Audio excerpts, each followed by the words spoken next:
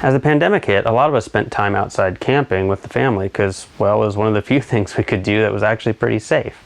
But now we're deep into fall, winter's right around the corner, and maybe we're feeling like that's not an option right now. Well, it is. Today I'm going to give you my top 12 tips to transition to cold weather camping with the family.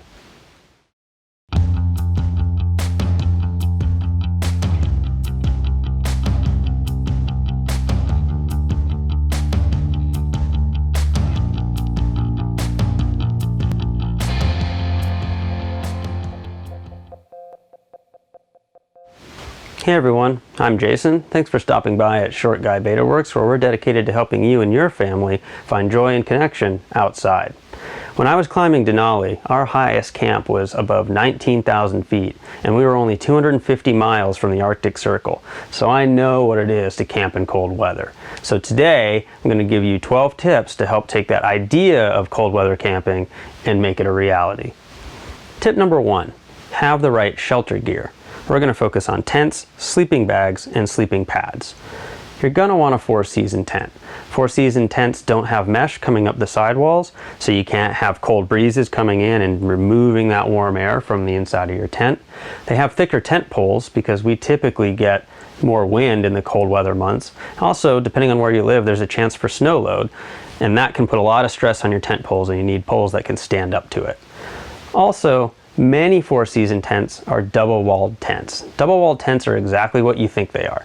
There's an inner wall that forms the body of the tent that you sleep inside of, and then there's a shell that goes over the top. In between those two layers is a little extra space, and that's some air. And that air is what insulates you and the warmer inside from the colder outside. There's also another advantage to a double-wall tent. As you're sleeping, you're expelling warm air and a little bit of water vapor. That warm air rises to the top of the tent, and the water vapor freezes on the surface of that tent. Then, when morning comes and the sun hits the tent, that frozen condensation becomes water again, and all of a sudden you have a rainstorm inside your tent, getting all of your gear wet. Well, if you have two walls, that warm air passes through the first wall and stops at the second wall. And when that condensation thaws and drains, it's going to hit the inner wall and move down the outside of those walls, keeping all of your stuff nice and dry. Now, there are single wall tents that are appropriate for 4-season camping, but those are typically done to save weight and they're for people who are mountaineering, alpinism, backcountry skiing, those types of activities. If you're really just looking for comfort and making sure you and your family are going to be the most comfortable on your camping trip, a double wall tent is probably the way to go. Another consideration is that you might need new tent stakes. In 3-season camping, we're pretty used to taking our guy line, looping it over the top of our tent stake, and driving that stake vertically into the ground. But if you're camping on snow, it's not going to hold. So what we need to do instead is take that guy line, run it through a hole in the middle of the tent stake, wrap it back around over the tent stake so that you can put it in horizontally. That's going to create a lot more surface area of snow to hold that tent stake in place, and it's going to hold much better than a vertical stake. Now, there are plenty of tent stakes that have holes in them.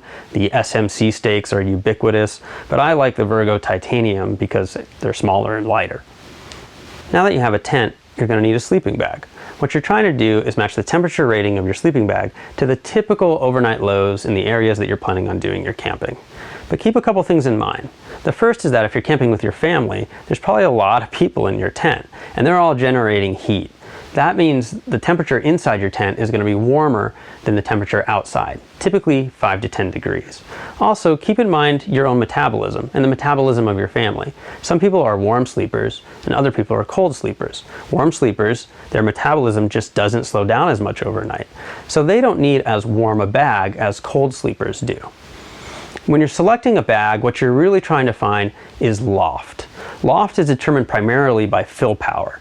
So typically you'll see numbers like 650, 850, 950 fill power. What that means is you take an ounce of down and how much poof is it producing in your sleeping bag. Same amount of weight, more poof for higher fill power. So higher fill power bags are going to get you more loft. And loft is important because that creates more air, just like that space between the two walls of your tent. More air means more insulation and a more comfortable night's sleep. So you're not going to want to put your sleeping bag right on the ground. That cold ground is going to sap the heat right out of your body. So we're going to need to put something under it. I recommend a 2-mattress system. The first is an inflatable, something like this Thermarest NeoAir X-Therm, which is specifically designed for 4-season camping. This inflatable is going to do the bulk of the insulation work for you. But you're also going to need a foam pad. A foam pad is used oftentimes underneath your inflatable mattress in order to keep it from getting punctured. And that's particularly important in 3-season camping because you probably have sticks and twigs and rocks and other things that could potentially cut or puncture your air mattress. But in the winter time, that's far less likely, and particularly if you're camping on snow. So in the winter, I don't use this Thermarest Z-Lite as an example. I switched to something like this Evazote pad, which is, as you can see, incredibly thin. And I put it on top of the inflatable.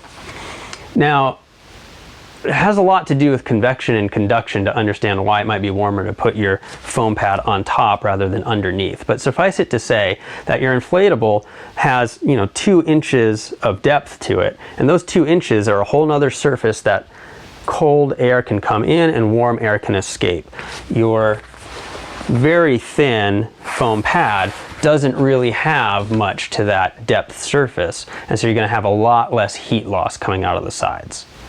Okay, so that was a lot on gear, but we know how important gear is to us having safe and happy travels in the backcountry. But on to tip number 2, a sit pad. One of the reasons to have a foam mattress is that when you're not using it, you can just fold it up and sit on it. You're not going to be sleeping the entire time that you're out camping. You're going to be cooking dinner, you're going to be doing other activities, and it would be nice if you're not getting cold while you're doing it. The key to staying comfortable in 4-season camping isn't to get warm, it's to not get cold. So everything that you can do to stop yourself from losing heat is going to be a step towards a more comfortable, more enjoyable backcountry experience. Tip number 3, dress in layers. I know we hear this all the time, but with kids it's particularly important. See, kids have a harder time than adults regulating their body temperature. So when it's really hot outside, they have a hard time cooling off. Well, guess what? When it's really cold outside, they have a hard time heating up. So we want to make sure we have lots of layers so that we can adjust their clothing based on their own body temperatures. So starting with their bottoms, this is what we typically put our kids in. First is just a simple wool base layer. This doesn't have to be anything fancy. You can find these all over the place because there are kids who go to school in the winter months all over the country. Then we usually use some kind of soft shell hiking pant. We like something with a little bit of stretch in it because kids are kids and they run around. We like them to feel comfortable while they do it. Then the third layer on the bottom is some kind of overpant, and this is typically waterproof, particularly when we're in the winter, because if you're going to be doing things in the snow, you'd rather not have wetness seep in and get their other 2 layers saturated and no longer usable. On the tops, we go with 4 layers. Again, a wool base layer. Then some kind of hoodie. We like kids to be able to have a hood because they leave their hats places and they run around and they get warm, so they don't think about it. Then they stop and they get cold. So being able to cover their head quickly is usually nice. The third layer is a simple pullover. It doesn't need to have a hood because we have one underneath.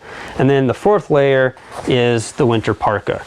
You are going to be doing things, not moving around, waiting for dinner to be made, and you need to have that really warm clothing. Because what it comes down to is keeping your core warm. The reason hands and feet get cold isn't typically because they get exposed, although that can happen.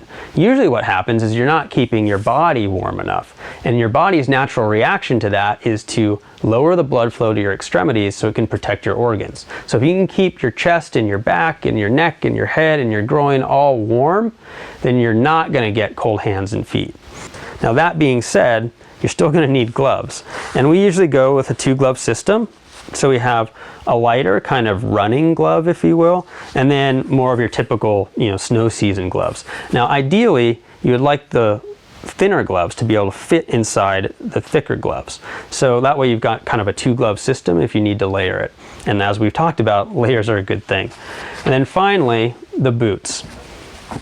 If you can find them, Like these are Chemic, which is a Canadian company.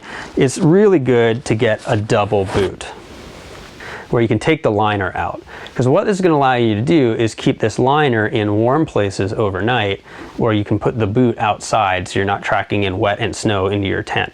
You still have warm feet when you get ready in the morning, and you also haven't mucked up everything where people are trying to sleep. Tip number 4, face coverings. My nose gets cold at night when I'm camping in the winter.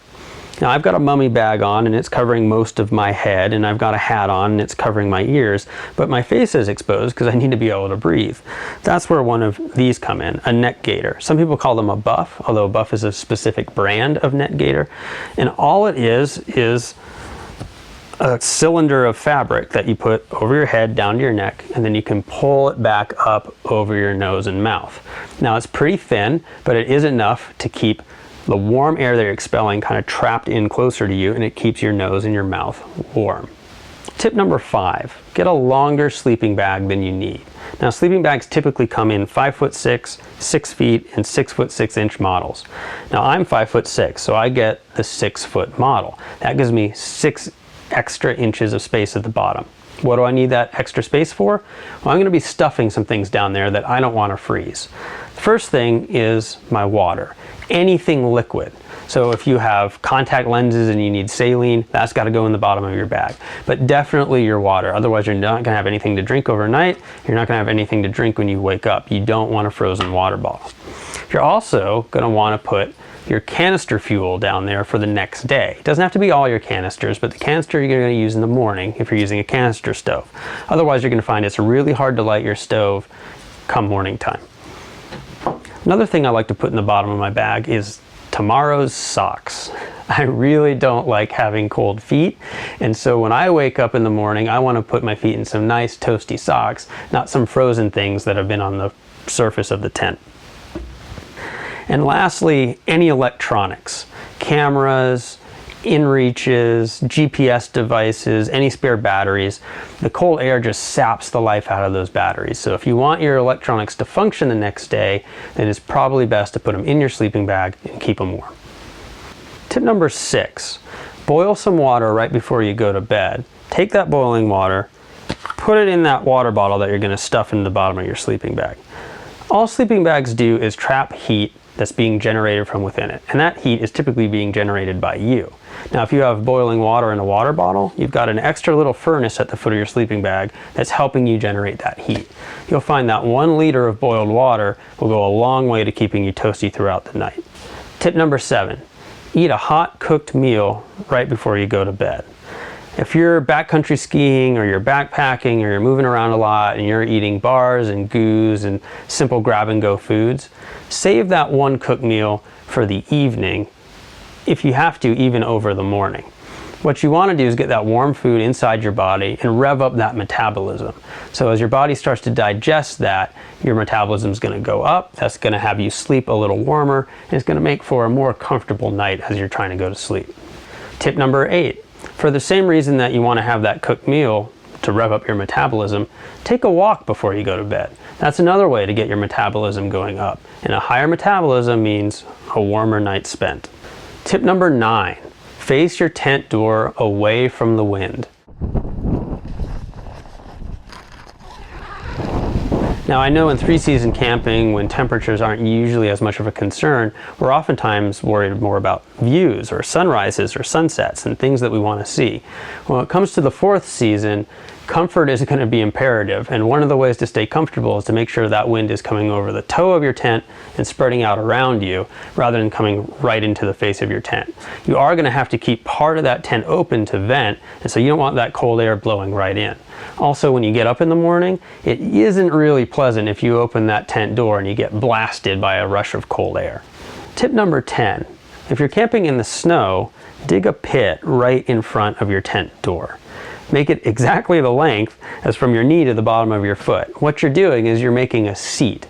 So you can be seated while you're putting on your boots or you're taking them off. So you can be seated while you're cooking. So now your butt is on your sleeping bag and your sleep pad and you're staying nice and toasty warm. Also with your stove in the bottom of that pit, you've created a wind barrier around it, so you're going to have a much more efficient stove. Tip number 11. find a sunny spot for camp. I know that sounds super simple, but in 3-season camping, we're often looking for trees. We're looking to stay sheltered. We don't want to get too hot. In that 4th season, we want that sun to hit our tent and create that greenhouse effect inside to heat us up. If it's really windy, you may want to find some trees, or you may want to build a snow wall. But absent that wind, find a sunny exposed spot where you're going to get the sun as early in the day as possible and as late in the day as possible. And the last tip, tip number 12, start out slowly. You also don't have to go off to the far out reaches to try your first 4-season camp. You can just start in your backyard. It's right there. It's close to your house. If people are uncomfortable or you didn't get your systems right, it's an easy bail. And then if that works out, then you can start extending it. Maybe you just go to a trailhead and you camp right next to your car. Again, if it gets uncomfortable, it's a pretty easy bail. As you get more comfortable, as you get more experience, as you dial in your systems, then you can start extending your trips deeper and deeper into the backcountry. So, those are my top 12 tips for transitioning to cold weather camping. What are some of your favorite tips for camping in the cold? Drop them in the comments below. Every tip's a help to our community. And thanks for stopping by and being a part of Short Guy Beta Works. We couldn't do it without you. If you enjoyed this video, hit that like button. If you're getting a lot out of our content, please subscribe, ring that bell. You'll be alerted every time Short Guys posts a new video. And if you got ideas for content you'd like to see, we'd love to hear it. We're always looking for ways to help people get more out of the big outside.